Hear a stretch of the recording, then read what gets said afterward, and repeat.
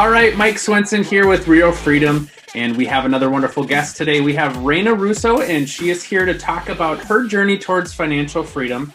And the thing that I love about her story is she actually has not been an agent. And so something that we get to share with other people is another area of real estate where you can still build wealth and do things in a big way. So welcome, Reyna. If you want to take a few minutes and introduce yourself and talk a little bit about what led you up to where you're at today and what you're doing. Yes. Hello, everybody. Thanks so much for having me. It's great to be here. And I love watching your previous interviews as well. And I am happy to be on the other side of a real estate transaction, that's for sure. However, I will say that my mom was an agent my whole life growing up. So I feel like I could be a pseudo agent at some point, but things have gotten a little bit different than me riding around in the back of the car, looking at the MLS books and then the map books several years ago, trying to tell my mom the direction. So how things have changed. Anyways, I will introduce myself. My name is Reyna Rousseau. I'm a loan originator and branch manager with CrossCountry Mortgage. I've been in the industry, this is my 17th year. So been a long time and have kind of been in every position in a mortgage company.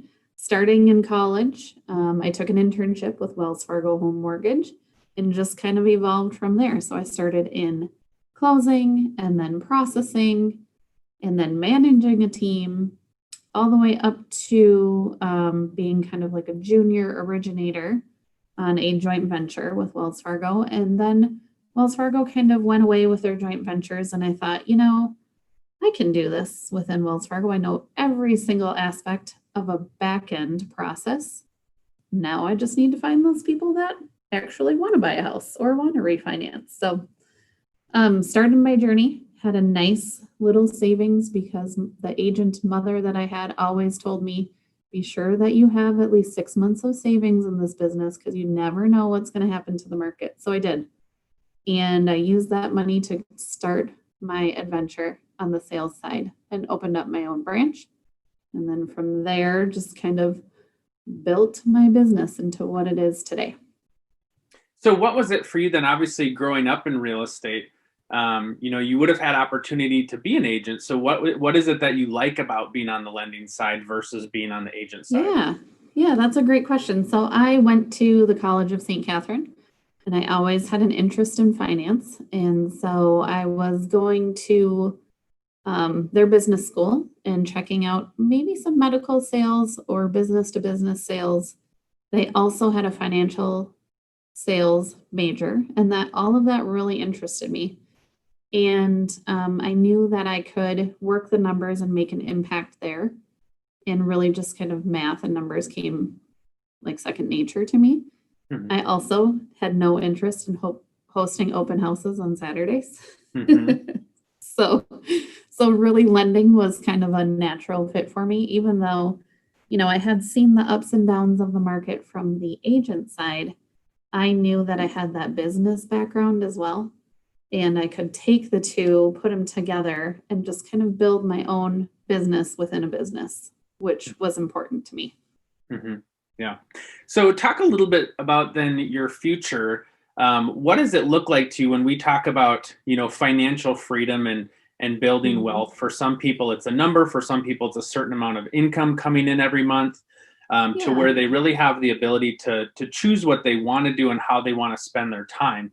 When you think about the future, what goals or what intentions do you have of what that's going to look like?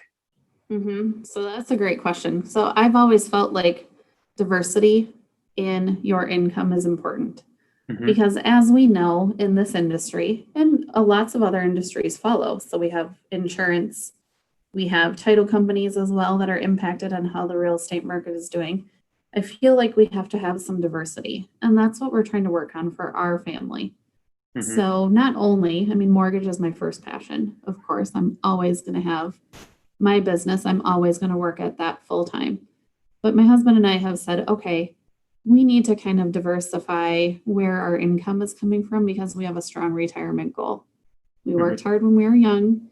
Our kids are quickly growing up. Our youngest is a freshman in high school. So we are trying to figure out a way to, and I feel like we're doing a pretty good job to kind of have that income source coming from different places. So we know in the future, if the market kind of does an up and down, which it typically does, we know that we have these sources coming in and we've diversified ourselves enough to where we have our retirement goal and we want to retire or have lots of passive income when we're 50. So no age jokes, but I still have 12 years left to get there. So we're working hard. We're working hard to get there. So that's ultimately our goal.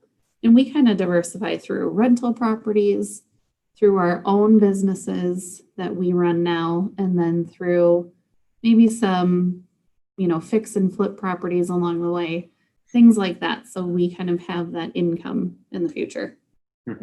Okay. So let's dig in a little bit to each of those different streams that you have going. So talking about the mortgage side, how has your business grown and how has that adapted from when you first started to where you're at today? And then, what are you looking to do with that moving forward? Yes. So when I started, I had no connections. I mean, I was always on the back end. I was in processing and such. So I didn't know any agents. I mean, I had friends and family and such, and my mom was an agent as well. But when I started, I found this coaching program, as do most successful realtors follow, or people even just getting into the business, they start with a coach. But I first started by asking my mom and saying, how did you do this for 30 plus years and raise kids and have a family and have, make everything work? And she said, you know what, Reyna, just stick to the basics, be yourself, and have clear communication, and everything else will fall in place. And so really I thought, okay, my job now is to network. When I first started, 40 hours a week. That's my job. At nights and on the weekends, early mornings, I can work on loans. When they come in, I can work on paperwork and things like that. But if I'm not networking and I'm not talking to people, people don't know about me. So I spent my whole first year kind of following the system and networking for 40 hours a week. My first year in business, I did 7 million. And that was 7 years ago, really on my own. And then year over year, business started picking up, and I never strayed from that coaching program and from my daily activities. So year over year, I have almost doubled my business. So 7 to 14 to 28 and so on and so forth. So even now, I mean, this year is kind of an off year. We have lots of refinances happening too, but purchase is still my main focus, as it should be, I feel like, for people in our industry. So, we will do about 75% purchase and 25% refinance in a heavy refinance market too. And we just don't stray from those specific activities. So what do those activities look like? And then two, as we talk about leverage, obviously where you're at today, you can't do it all by yourself. And so you need to have people working along with you. So talk about that journey too. Sure. So for example, I have daily tasks that I have to do. So Monday is my day to connect with all my referral partners. So I have a list of all my referral partners, and maybe the list is growing, so you can't really get to it all in one day. So I split them up. Every other Monday, I'm connecting with somebody on the list, and I have to get through that list. Otherwise, my tasks aren't done. So for example, then Monday, I'll have a time block and I'll call my set list of referral partners, or shoot a text, or check in, or however they best like to connect. And just be sure that we're present and that we're offering something of value. Because the biggest thing in lending, I feel, and the same with the other side as agents, is you don't want to just say, okay, I'm here, give me a client, give me a lead. I'll sell your house, no problem, but I'm not going to give you anything in return. So we truly believe in partnership, and that's where we kind of stick to the basics, so to speak. And then Tuesdays would be something like a lead follow-up day. So maybe last week I got 20 leads. I have them all tracked. So this week, I will call them and follow up and see if they still want to apply, if they have any follow-up questions. But this is where my team really comes into play, because week over week, if you have 20 leads, 20 leads, 20 leads, sometimes it's hard to make 100 calls in a day.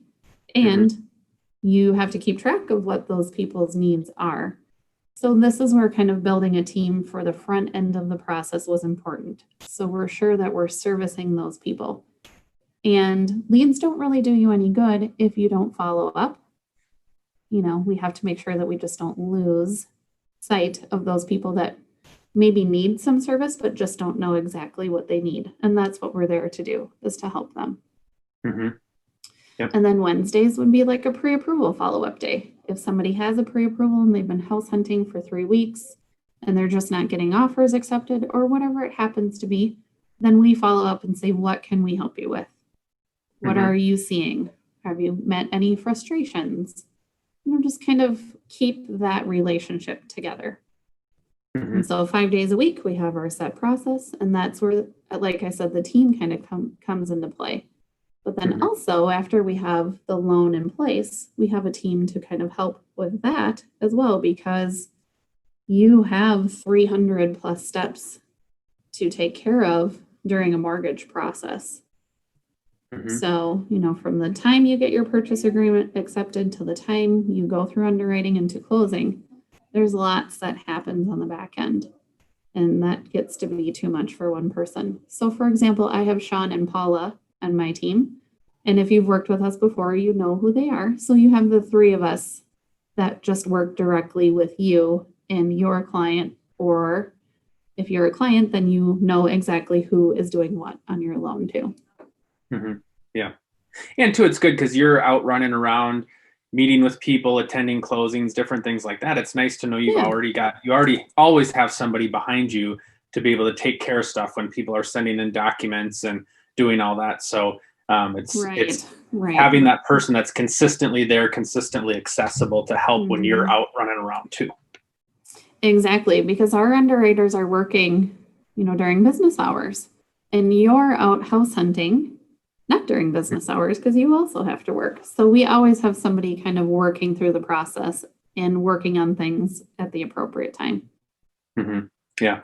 Okay, great. So let's dig in then to the flip and the kind of the buy and hold stuff that's happened for you.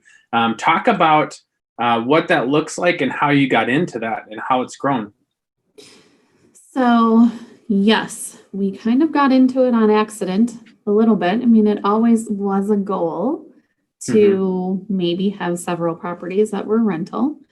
So when we bought our first house when we were 23.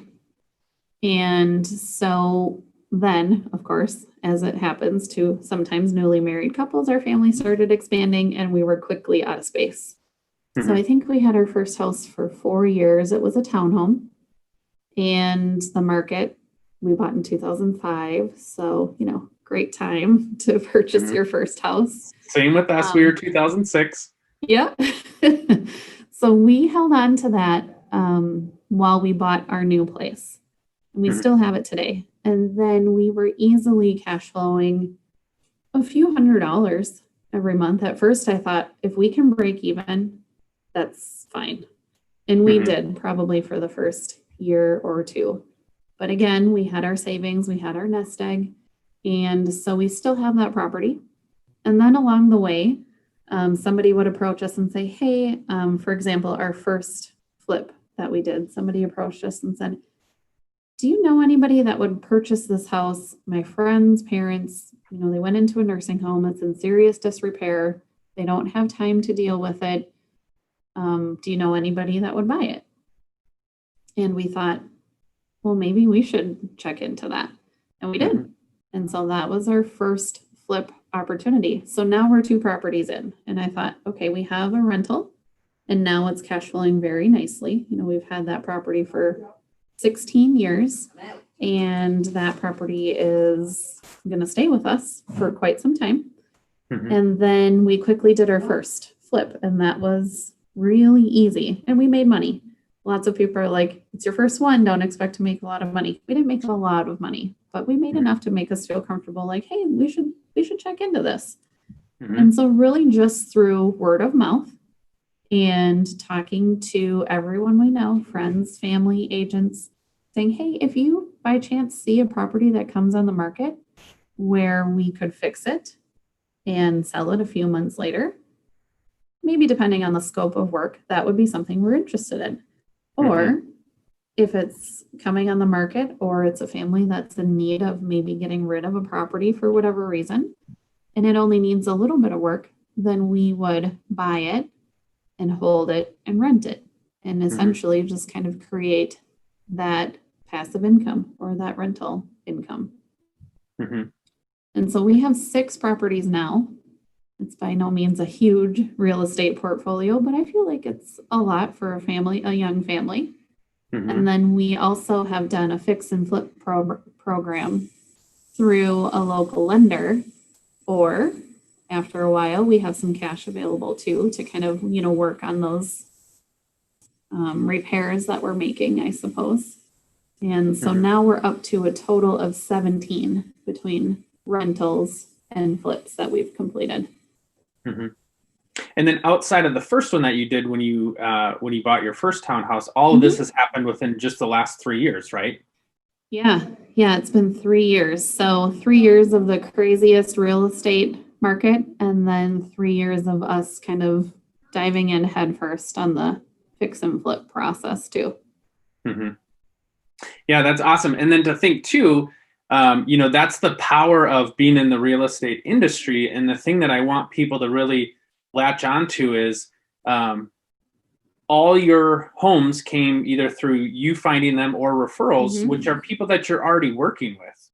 And because you're in the industry, you understand the market a little bit. You kind of know, where it's a good area, where it's not a good area to work.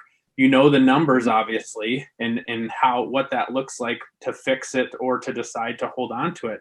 And so it's not like you're having to tap into some other part of your brain that you've never had to use before because it's a completely different industry or completely different concept. You're just leveraging all the tools, the resources, and the relationships you already have doing your day job. And now it's opened up all these doors in the last 3 years just by doing a good job on the lending side.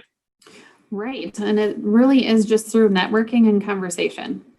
My kind of goal is to never be pushy. I mean, if you need a service and you need help, please ask me and I will do the same, because I find myself, I don't know all I need to know, obviously, about the real estate side. That's why I have you guys. That's very important. There's lots of things that I still come across every day, even from being in the business for 17 years. I always have to ask questions. And I love just kind of having those partners and friends that I can rely on to say, I need help here. I don't know what any of this means. Please help me. And everybody is usually so willing to help. And that's why when you started this group, I was like, yay, more information. It's going to be great. And everybody's interaction so far on the Facebook group has been just so kind and welcoming. And I love to see that. I love it. Yeah, because what we really want to have happen is people who, I would venture to guess that a lot of people have a lot of ideas. We're entrepreneurial by nature. That's probably why a lot of us have got into the real estate industry, whichever side it is. And so you're always looking for different ways to leverage your time and leverage your resources. And what I really want to help people with is just to see, how do I put one foot in front of the other? And if you do that, just like you said, you have a coaching program and you do the system, and now your business has doubled basically every single year. So when it comes to building another area within the real estate industry, whether it's another business, whether it's, your own personal investments, it's just figuring out how to take one foot and put it in front of the other. And then all of a sudden you do that 50 times. Now you're 50 steps down the road. Right. And so it's just being able to help people. But you can't get to 17 properties until you do one property. And so at some point you have to leap in with one. And because you had a good opportunity, because you understood the market well and you had the financial resources, you're able to do that. And then you say, okay, now I can do 2, now I can do 3. And then fast forward 3 years and you're at 17. That's how that happens, is one after another. We always talk about, what's the best way to eat an elephant? One bite at a time. So, right. Yeah. I like it. And I would say, for the younger investors, because lots of kids kind of have these big dreams, and I say kids, but let's be honest, any age. So if you feel like, hey, I just don't know where to go, there's so many financing options out there, maybe not through me specifically, because we typically do more, your regular residential lending, so to speak. But there's so many financing options out there and people that just want to help you. So don't be afraid if it's something you're thinking, maybe I want to check this out. What should I do? Or if you have a trade or a skill and, you even build your own sweat equity. For example, I've heard of so many kids again, I say, but people buying their first house. Yeah. And, using their skill to update the house, make it their own, and maybe they only stay there a year or two, but they make some good profit. Well, it takes a little bit more time, but still, you are creating that wealth for yourself. And then they do it again and again and again. And it just works out so nicely for that extra cash, so to speak. Yeah. Yeah. And I think what you said too, in terms of lender partners, every lender is going to have a different niche, and every lender is going to have a different spot that they, are knowledgeable in and want to work in, just like a real estate agent. You might want to work on as an agent on a certain part of the metro area, or maybe downtown, or, people focus on certain types of properties, whether it's duplexes or different things like that. And the same is true on your end. If you're not the right person to help that person looking to invest, you're going to refer to somebody else. And just like an agent would refer out business, you're going to do the same. So if you are an agent, don't be afraid to reach out to your lender and just ask, who do you know that does these types of this type of financing that could help me out? And and that lender is going to want to connect you with the right person, because now they're still being a resource for you, right? Just like you as an agent, if you're not the right person to take that listing or work on the buy side, you're going to refer them to somebody else just because you want to be a resource and help them. And so don't be afraid to reach out to your lender partners and ask, who do you know, if it's not you, that could help me with the financing here? If I'm looking to do a flip, or if I'm looking to do a buy and hold, what's that look like? That's why your lenders are there, to be a resource. I agree. And, I guess another great resource, and I will totally share this, is your title company. And I know we have some title people in our group as well, but they know so many people. If they've been in the business for a long time, they know investors, they know contractors, and lots of different lenders. So they're kind of my go-to, if I'm wondering who I should work with as far, whatever side of the transaction, I'll say, who do you know that I should know? Or for example, do you know anybody that's struggling in the business right now that could maybe just use like a lending, an ear for somebody to just say, hey, I'm struggling with this right now. But that's why I feel like people that have been in the business for so long, we should have the responsibility of saying, I've been there before, because yes, we all have been through ups and downs left and right. So if somebody is struggling to, or they need to know who to talk to, that's where this group would come into play. And also, I feel like I said, my title partners, I feel like they know everybody in this area, and I rely on them kind of heavily to say, I need an introduction because this is what I'm looking for. Yeah. And people are willing to help if you ask. And yet they can't read your mind. So if you don't ask, it's probably not going to happen. But once you start asking, it does open up a lot of doors. So if you just start asking the right questions of a few people, pretty quickly, you can probably get connected with the people that you need to. That is true. I agree. 100%. Yeah.